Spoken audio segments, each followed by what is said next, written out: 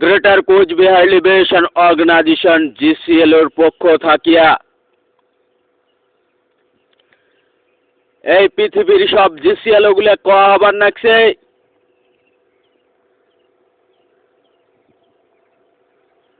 যে ভারতত প্রথম কংগ্রেস সরকার গঠন হয়েছিল, আর এই কংগ্রেস সরকারে বিভিন্ন সময়ত বিভিন্ন জাতি জনগোষ্ঠীর জন্য বিভিন্ন রাজ্য গঠন করেছিল।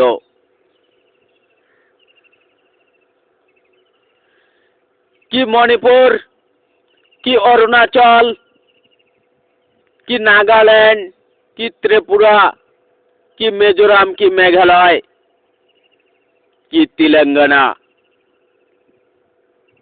আমরা দেখিবার পাই বিভিন্ন সময়ত ইউপিএ গভর্নমেন্টে বিভিন্ন রাজ্য গঠন করছিল, কিন্তু এই ইউপিএ গভর্নমেন্ট ভারতের সংবিধানের 5 দফা থাকা কোচবিহারের গঠন করার কোনো চিন্তাও করে নাই। তেমনি পশ্চিমবঙ্গ থাকা বামফ্রন্ট সরকারে লাখ লাখ কোচ রাজবংশী মানুষক দেশদ্রোহী রাষ্ট্রদ্রোহী কেস দিয়া জেলত বন্ধ করিয়া দিয়া মারিয়ে ফেলাইছিল, জেলত পচে মারছিল।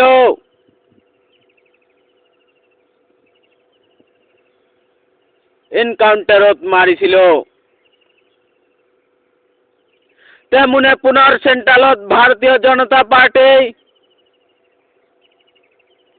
এই বিজেপি বিভিন্ন সময়ত দেখা যাবার লাগছে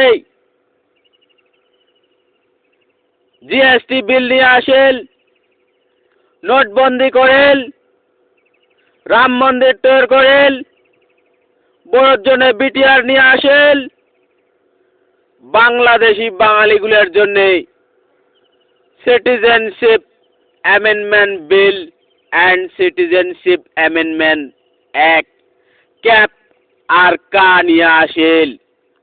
এই ভারতীয় জনতা পার্টিও বিভিন্ন সময়ত বিভিন্ন বিল পাশ করিবার নাগিছে, কিন্তু এই ভারতের সংবিধানের 5 দফা থাকা কোচবিহার রাজ্যর কারণে কোন ধরনের বিজেপি সরকারও চিন্তা করে নাই। আর পশ্চিমবঙ্গ রাজ্য থাকা বর্তমান তৃণমূল কংগ্রেস টিএমসিও ইচ্ছা করিলে উত্তরবঙ্গর 7খান ডিস্ট্রিক্টক মিনিমাম অটোনোমা কাউন্সিল এলাকায় গঠন করিবার পায়, কিন্তু এই টিএমসিও রাজবংশীর অধিকারের জন্য চিন্তা করে নাই। গতিকে এই 72 কোচ রাজবংশী জাতি কি কংগ্রেস সরকার, কি সিপিএম সরকার, কি বিজেপি সরকার, কি টিএমসি সরকার, কি ইউপিএ গভর্নমেন্ট, কি বামফ্রন্ট গভর্নমেন্ট, কি এনডিএ গভর্নমেন্ট, কি টিএমসি গভর্নমেন্ট কোচ রাজবংশী জাতির অধিকারের জন্য কাউ কোনো ধরনের আন্তরিকতা রাখে না।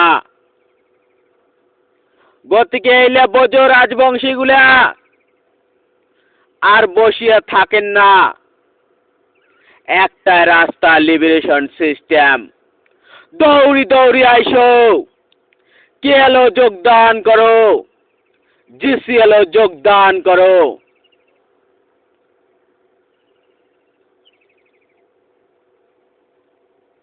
হাতে হাতে অস্ত্র উঠাও, যুদ্ধ করো, আর নিজের অধিকার নিজে কাড়িয়ে নাও। জয় শিবচণ্ডী।